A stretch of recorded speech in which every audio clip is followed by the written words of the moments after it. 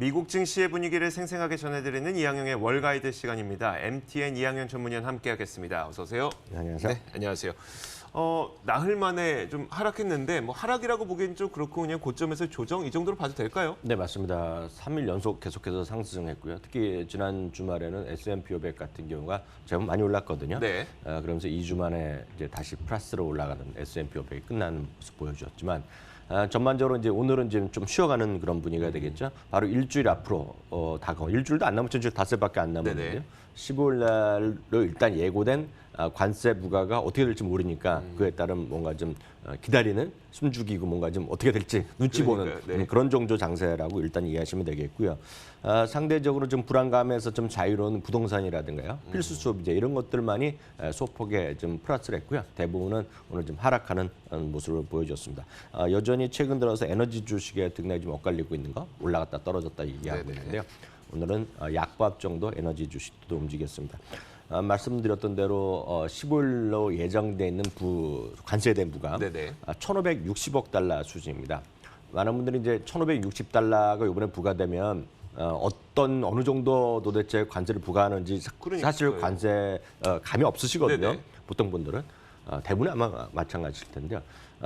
미국에서 중국에서 수입하는 물량 있지 않습니까? 전체 물량에 만약에 이게 1,560까지 되면 한 92, 93%까지 되는 겁니다. 커버하는 거의 모든 물량이. 그러니까 거의 모든 물량에 관세가 부과된다라고 이해하시면 1,560달러는 잊어버려도 되지만 진짜 많이 관세를 대상이다. 그러니까 여전히 빠지는 것도 뭔가 있겠지만 그것들은 이제 10%도 안 남고 이것까지 되면 1,560억 달러라 보셔야 되겠고요.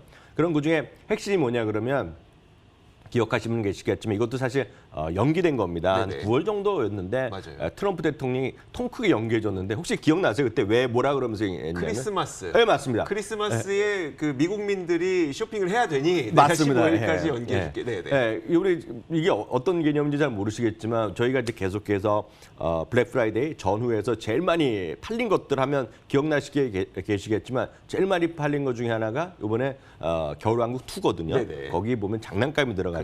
그리고 제일 많이 팔린 거가 LOL 서프라이즈 돌스라는 인형이거든요. 딱 그런 겁니다. 딱 구체적으로 게 장난감이 여기 포함됩니다. 그리고 또 하나가 결정적인 것이 스마트폰이 들어가고요. 스마트워치가 들어가고 노트북이 들어갑니다. 이거 세 개 뭐겠습니까? 애플이거든요. 그러니까 애플과의 소위 팀쿡과 이런 관계, 이런 것들 팀쿡과 트럼프 대통령이 왜 그런지 모르겠지만 사실 그런 거에 대한 것도 설명해 드렸는데 절친이 됐거든요. 지금요. 전화 자주 한다고 그랬잖아요. 그리고 직접 와서 만나고 트럼프 대통령과 백악관 만찬, 이방카랑도 만찬 이런 거 많이 여러분 보셨을 텐데요. 그러다 보니 이번에 관세가 만약 예정대로 진행되면 제일 타격 볼 것은 어디냐? 애플입니다 지금. 그러다 보니 오늘 로젠블렛에서 웨드부시가 이번에 관세가 부과되면 제일 타격 볼 것은 애플이다. 이거 뭐 어찌 보면 당연한 겁니다. 지금 중국에서 수입해서 미국에서 팔리는 스마트폰 뭐겠습니까? 딱 하나거든요, 결국은요. 그러니까 거기에 이제 핵심이 있겠고요. 로젠블렛은 여기 또 중국의 5G 시장이 우리나라 더불어서 먼저 가고 있지 않습니까? 삼성이나 LG가 도대체 우리나라에 이번에 5G가 몇 개를 제가 출시했는지 모르겠는데 오늘 보니까 5G가 지금 중국에서 8개 기종을 이번에 냈다고 합니다. 지금까지요. 그러다 보니 애플은 빨라야 내년 가을이 아닙니까? 그러니까 좀 늦으니까 5G 경쟁에서 애플이 또 중국에서 밀릴 수 있다 이런 얘기도 나왔습니다. 어찌됐건 오늘 애플은 주가가 1.5% 정도 내렸지만 뭐 사상 최고가가 금요일 갔으니까 조금 내려가고 되겠고요. 애플의 팀 쿡이 이제 소위 절친이라면 여기에 절친은커녕 예전에 친했다가 완전히 앙숙이 된 사람이 바로 있습니다. 이게 제프 베조스거든요. 아마존 CEO. 제프 베조스가 왜 그렇게 사이가 안 좋아졌는지도 또 CNN에서 한번 특집 나온 거 있는데 제가 나중에 기회 되면 날짜별로 남겠습니다. 그런 것도 있는데 어찌됐건 국방부와의 프로젝트가 있었습니다. 그 클라우드 프로젝트. 미국 역사상 가장 최대 규모가 10년 동안에 100억 달러 규모인데요. 실제로 보면 CIA도 지금 그 아마존의 AWS를 쓰기 때문에 상당히 가능성이 있었는데 계속해서 트럼프 대통령이 말을 한 거거든요. 그래서 결국 이게 마이크로소프트로 넘어간 게 이제 10월 말입니다. 10월 말 이제 넘어갔는데 우리나라로 보면 여러분들이 상상이 못할 일이 지금 벌어지고 있는 거죠. 대통령이 직접 무슨 뭐 워싱턴 포스트나 CNN을 안전자리에서 쫓아내고 이런 분위기인데 아시다시피 워싱턴 포스트는 이제 제프 베조스 거거든요. 그러니까 제프 베조스가 가만히 있을 수 없죠. 그러니까 아마존을 통해 갖고 이번에 그 소주전에서 실패한 거가 트럼프 대통령 때문이다 네, 네. 얘기하는 겁니다. 그래서 발표를 했고요. 지금 이게 지금 소송전에 들어갔거든요. 네, 네. 그러니까 어떻게 될지 모릅니다. 어찌됐건 아마존이 오늘 뭐 주가가 최근에 오늘도 약보합 정도 움직이고 있고 지금 시가총액 상위 주식에서 유일하게 사상적 효과를 못 가고 있거든요. 네, 네. 그래서 탑5 이런 것 중에서요. 이것들은 오늘 좀 쉬는 모습을 보여줬고요. 특징 좀 한두 개만 더 보겠습니다. 모건 스탠리에서 신규 상장된 버진 갈라틱이라고 있습니다. 버진 갈라틱은 또 항공우주기업이 예, 버진 모바일의 창업자죠. 그리고 세계 3대 기묘한 인물로 뽑히는 경영자 중에 한 명이죠. 네네. 그러니까 내년에 당장 이제 사람을 그 관광객 데리고 우주로 막 가겠다는 거죠. 네네. 이제 그 스페이스 X도 마찬가지인데 상장을 했거든요. 근데 이게 주가가 이제 지금 주가 수준은 뭐 8달러, 9달러인데 네. 모건 스탠리에서 지금 22달러를 제시했습니다. 와. 오늘 주가는 한 15% 정도 올라갔고요. 그리고 이 기업도 지금 상장되어 있다가 폐지됐다가 재상장한 네, 기업이죠. 맞습니다. 네, 맞습니다. 알겠습니다. 제가 얼마 전에 바로 재상장됐죠. 네네. 뱅크 오브 아메리카가 5시대 수대주 두 종목을 제시했습니다. 네네. 그것도 비중 축소해서 중립을 걸러뛰고 바로 매수를 바꿨습니다. 스카이웍스가 92달러에서 122달러 올리고요. 네. 코르보는 뭐 여러 군데서 얘기하는 건데 80에서 130달러로 올라가면서 사상 최고가로 또다시 오늘 기록하는 모습을 보여줬습니다. 와, 알겠습니다. 자, 시티그룹이 2020년 미국 증시 전망을 상향 조정했다고 하는데 이 내용도 한번 보여주세요. 네, 맞습니다. 기존에 3,300달러를 하면서 네네. 평균 조금 위에 정도 있는 게 지금 목표 주가인데요. 지금 목표 주가를 3,300에서 3,375포인트로 소폭 상향했습니다. 제가 저 표가 네. 그 5번째 수준이었는데요. 3번째 수준으로 올라가는 수준이라는 걸 제가 표시하게 박스로 표시해 네네. 놨었는데요. 여전히 2020년은 대통령 선거에 따른 불확실성이 분명히 있는 거죠. 왜냐하면 만에 하나 이제 민주당 쪽에서 되면 누가 되든지 민주당 쪽에서 대통령 자리를 차지하면 세금이 다시 올라갈 수 있겠고요. 네. 규제 완화 정책을 트럼프 대통령이 강조해 왔는데 그거를 좀 무산될 가능성이 있다는 거죠.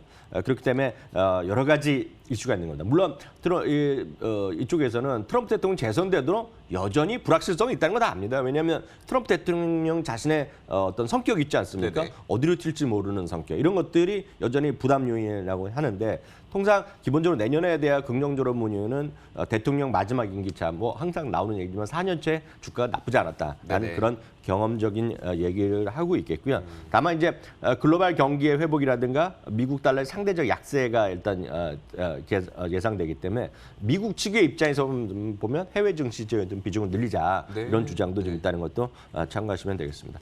글로벌 증시에 대한 전망은 어떨까요? 내년. 네, 맞습니다. 글로벌 증시, 뭐 인터내셔널 증시라고 얘기하는데 네네. 이제 여기서 이제 유의하실 것은 영어로 우리가 해외란 표현을 쓰고 뭐 국제 이런 네네. 표현을 쓰지 않습니까? 그러니까 뭐 상식적으로 말씀드리면 우리를 보면 인터내셔널이란 표현이 있고 글로벌이란 표현이 있는데 달라요? 다르죠, 완전히 다르죠. 글로벌이란 거는 우리나라를 포함해서 전 세계를 포함한 게 글로벌이란 표현, 영어 표현이고요. 네네. 인터내셔널은 우리나라를 제외하는 겁니다. 네, 그래서 미국에서 오늘 요즘 얘기하는 것은 인터내셔널 얘기합니다. 인터내셔널은 당연히 미국을 제외한 다른 나라라는 네. 얘기. 그러니까 그 관점에서 좀 미리 말씀드리면은요. 리먼 사태 이후 잘 아시다시피 다른 나라는 크게 재미없었죠. 우리나라도 뭐 2013년, 6년에서 17년 반짝 오른 거 제외하고는 그렇죠. 크게 재미없었거든요. 네네. 다른 나라도 대부분 마찬가지예요. 유럽도 마찬가지, 일본도 마찬가지인데요. 10년 동안 이어온 미국 중심의 상대적 강세가 끝날 수 있다라는 것을 모건 스탠리 같은 쪽에서 얘기하고 있는 건데요.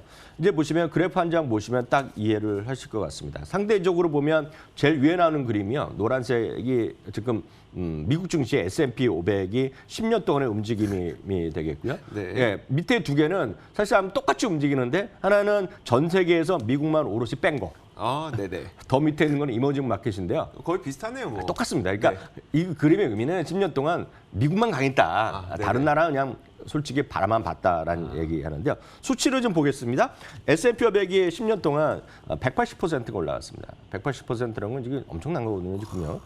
미국 제외한 전 세계가 ACWX라고 표현하는데요. 이 심벌이 있는데 18% 올라간 반면에 10년 동안이죠, 이게? 10년이죠. 10년에 18%. 네, 와. 이머징 마켓은 4%밖에 안 올라갔습니다. 그러니까 올라갔다 재미없는 것인데요.